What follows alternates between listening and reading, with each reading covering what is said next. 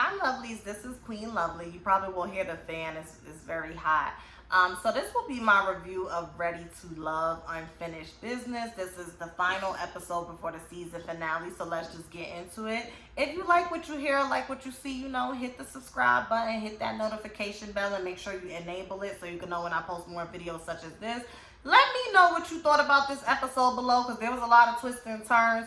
And hit that thumbs up, okay? And share this video if you care. So let's get into this week's episode. So it opens up where we left off with AJ and KYRA. And see, here's the thing. This is what happens when you have two people that have the same agenda. And I feel like,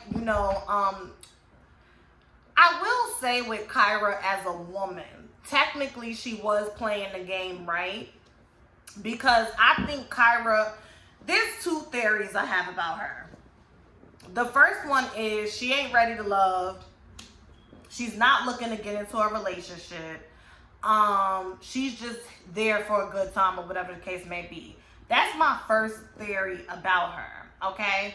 My second theory about KYRA is that she may really be there looking for her forever partner, and that's why she's doing it the way she is. Because you have to realize this show is a situation where, like, you go out, you do a challenge, you go on a date, whatever the case may be, and then somebody's eliminated, right?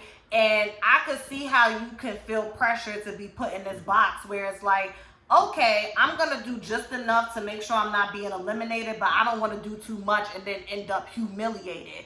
I totally get that concept. The thing is, KYRA, all Jason and AJ was asking of you is for you to say how you felt.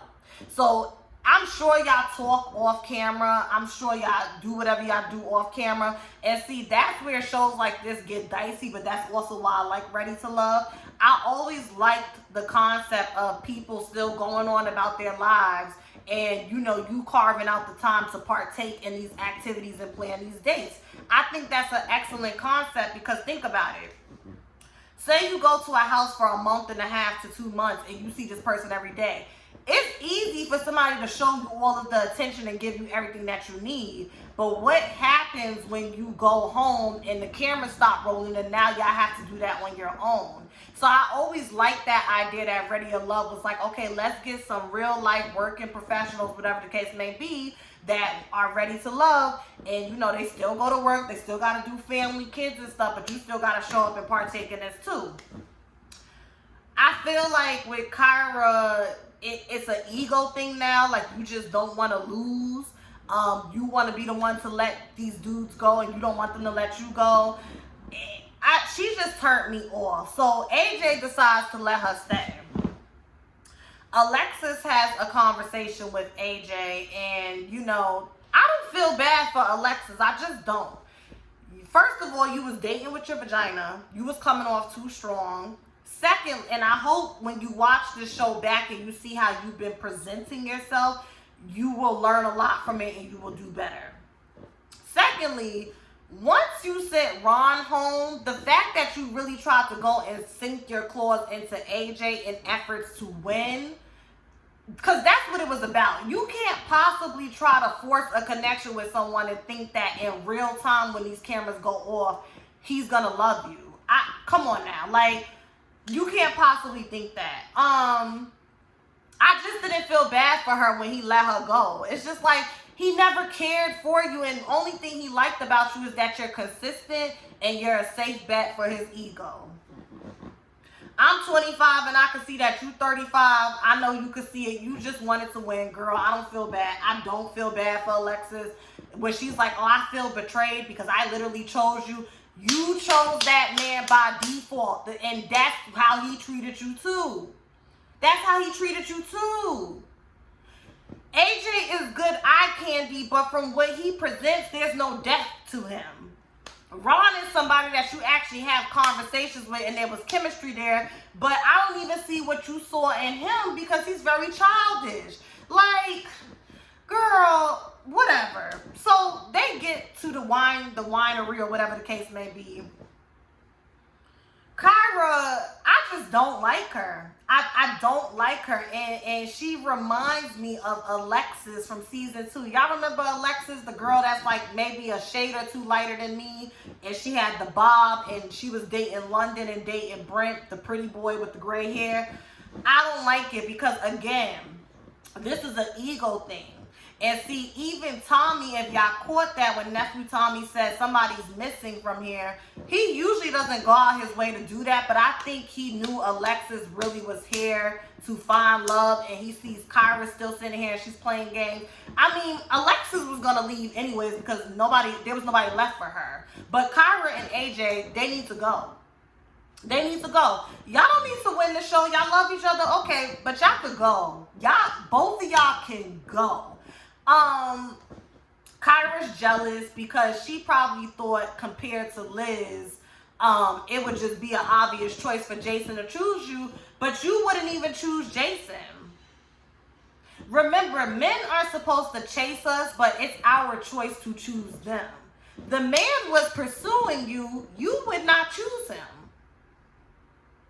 And I would like to say from what we've seen, and I hope at the reunion, because you know the reunion is where the plot twists come out. From what we've seen, I think Jason equally pursued Liz and KYRA. He was on Liz's body from the jump, but Liz was very focused on David. But then she finally decided to take that date with Jason and seen there was a connection there and they kissed. And he was on KYRA.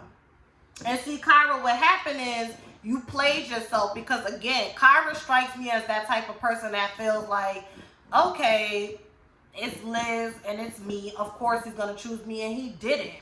And then you had the nerve, oh, well, it's unfinished business. We need to go and talk, this, that, and the third. And I love how Liz, Liz is what I aspire to be as a woman.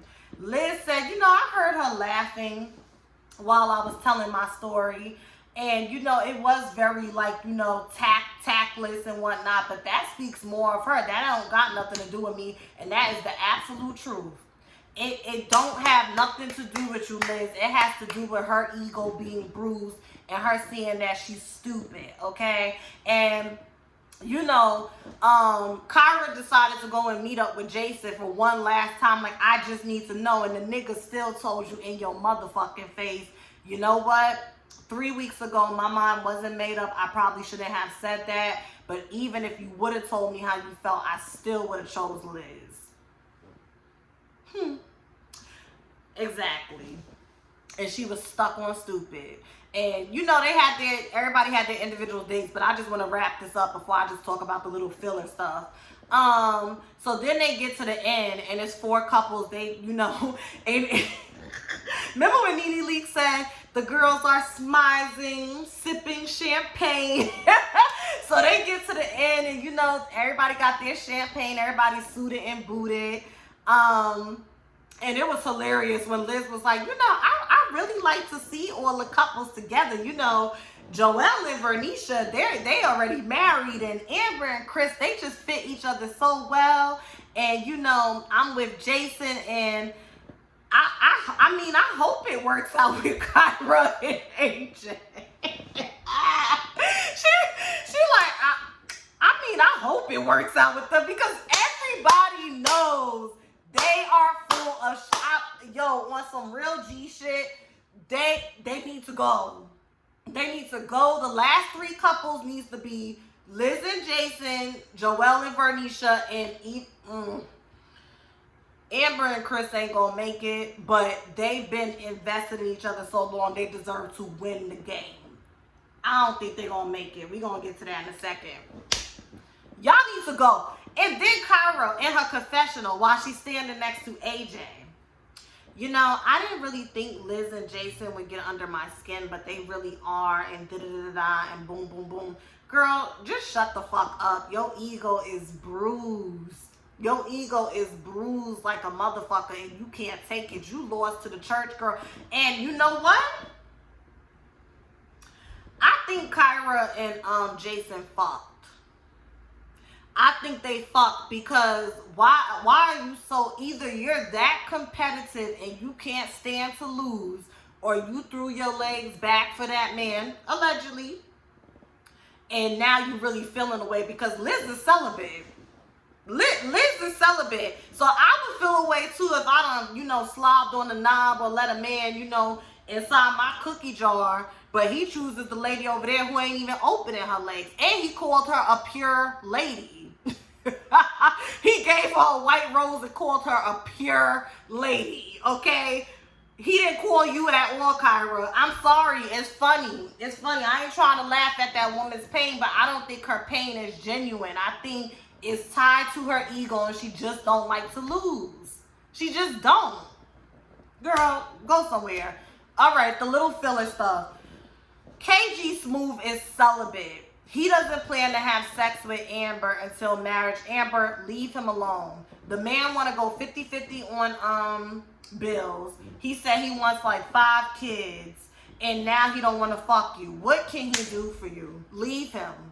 When dress up, go to the reunion, and then child, girl, I don't like KG Smooth.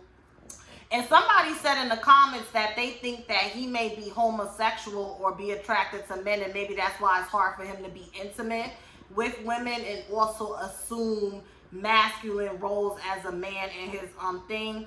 I feel like that's a bunch of possible truths that's floating around. Like, it is possible he could be bisexual. This wouldn't be the first time Amber was with a bisexual man. Amber looks like she attracts feminine men. Like, your ex is gay, and now you attracting this man who's saying he's heterosexual, but he's not that masculine. I don't know. Yeah, I just, whatever. I think Chris annoys me because he tries to act like he's the good, nice guy, and you're giving Safari Samuels. Just because you're a beta, it don't mean you high value. Joelle and Vernisha, she cooked for him and lit candles and stuff. Cool. I like them. I really do like Joelle and Vernisha. I just hope Joelle is not playing with that woman's heart. And that's pretty much it. This is a short review. Next week, they're going to meet the families and stuff, and we're going to see who's, know it took you some time to get to the place that whatever the lyrics are, ready to love. And then next time, ladies, now it is the Fabulous 5, and last week it was the Sexy 6. I love that show. But, yeah, that's my review on this. Y'all let me know what y'all think below. Make sure y'all hit the thumbs up. And make sure you subscribe and enable that notification bell if you want to see more videos such as this. Bye.